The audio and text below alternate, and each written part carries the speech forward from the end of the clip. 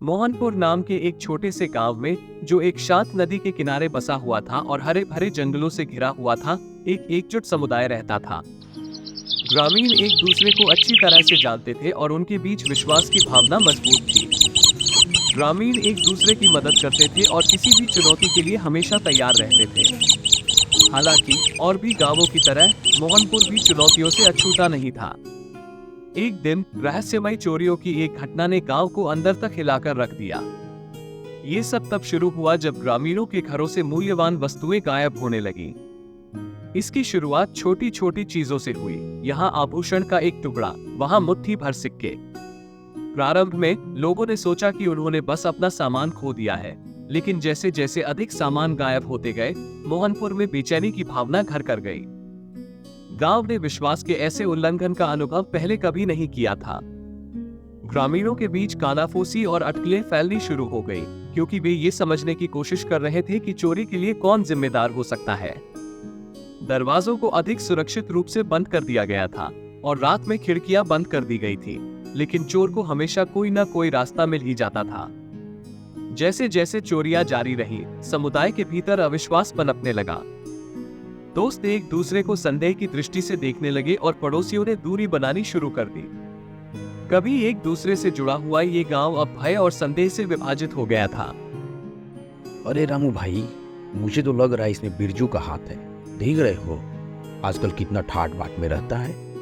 अरे नहीं भाई सूरज, बिरजू के पास तो खेत है, उसका काम नहीं हो सकता है। फिर कौन कर रहा है रामू भाई? ये तो अब मेरे समझ से भी परे है भाई, और बहुत डर भी लग रहा है। गांव के बुजुर्ग रघुवीर नाम के बूढ़े और बुद्धिमान बुजुर्ग ने गांव के चौराहे पर एक बैठक बुलाई। उन्होंने सभी से एक साथ आने और डर को दूर करने के बजाय समाधान खोजने का आग्रह किया। उन्होंने उन्हें उनकी एकता के महत्व और उससे मिलने वाली ताकत की याद दिलाई। देखिए, समस्या बहुत ही गंभीर है। कोई ना कोई रोज अपना मूल्यवान वस्तु खो रहा और चोर का पता अभी तक नहीं चला। हम सबको मिलकर ही कोई ना कोई उपाय ढूंढना है कि चोर को कैसे पकड़ा जाए। कोई है जो उपाय बता सकता है?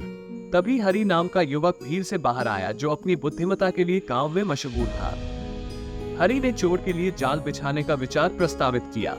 सुनिए, घर में हम लोग एक मूल्यवान दिखने वाली वस्तु रखेंगे और चोर के चोरी करने का इंतजार करेंगे, और अपने गांव के ग्राम रक्षक, ग्रामीण सभी लोग छुप के चोर के हमले का इंतजार करेंगे, और जैसे ही वो आएगा उसे पकड़ लिया जाए।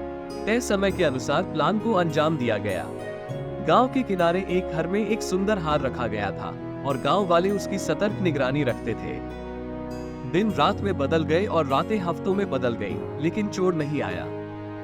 जब गांव वाले उम्मीद खोने लगे थे, तभी गणेश नाम का एक युवा लड़का आगे आया। उसने खुलासा किया कि उसने एक अकेले व्यक्ति को अजीब समय पर गांव के बाहरी इलाके में घूमते देखा था। गणेश पर पहले किसी ने ज्यादा ध्यान नहीं दिया था, क्योंकि वह अक्सर अपनी ही दुनिया में खोया रहता था। लेकिन ग्रामीणों के पास भी ज्यादा सुराग नहीं था, तो उन्होंने सोचा क्यों नहीं गणेश की बातों पर ही अमल किया जाए। गणेश की सूचना पर कार्रवाई करते हुए ग्रामीणों के एक समूह ने गार्डों के साथ गांव के बाहरी इलाके के पास एक चौकी स्थापित की। सब लोग चौकने होकर चोर के आने का इंतजार कर रहे थे। उनकी बेचैनियां बढ़ती जा रही थी। निश्चित रूप से आधी रात में उन्होंने एक व्यक्ति को एक घर में घुसने की कोशिश करते हुए देखा। सबने उसे घेर लिया। हर कोई हैरान रह गया। अरे ये तो रंभा बाई है। रंभा बाई, आप ये चोरी कर दी थी? आप तो इस गांव की सम्मानित महिला हैं। मैं सम्मानित महिला थी बेटा, पर दुर्भाग्य ने सब कुछ छीन लिया। मेरी खेती वाली जमीन उपजाऊ नहीं रही और कोई उसे लेने के लिए तैयार भी नहीं था। अपना भरण पोषण करने के लिए कोई साधन नहीं रह गया था। मैं क्या करती, मुझे कुछ सूझा नहीं, तो चोरी का सहारा ले लिया मैंने। मुझे माफ कर दो आप लोग। मैं आप लोगों की गुनहगार हूँ। जो सजा मिलेगा मंजूर है। देखिए, रमाबाई को अपने किए का खेद है और उनके गलती के जिम्मेदार हम लोग भी थोड़े बहुत हैं।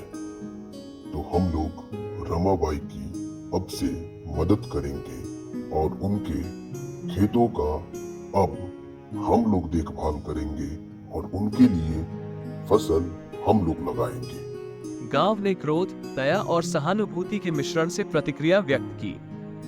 उन्हें एहसास हुआ कि उनके एक समय एकजुट समुदाय ने उनमें से एक को चुपचाप पीड़ित होने की अनुमति दी थी।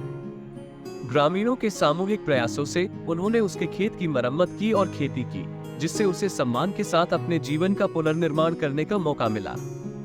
ये घटना ग्रामीणों को ये याद दिलाती है कि एकता, करुणा और संचार उनकी सबसे बड़ी संपत्ति है। जैसे जैसे समय बीतता गया, विश्वास धीरे धीरे फिर से कायम हुआ और मोहनपुर पहले से अधिक मजबूत होकर उभरा।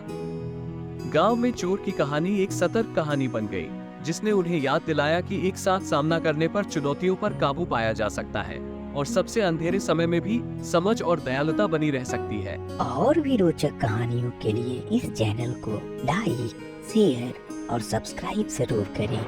नमस्कार।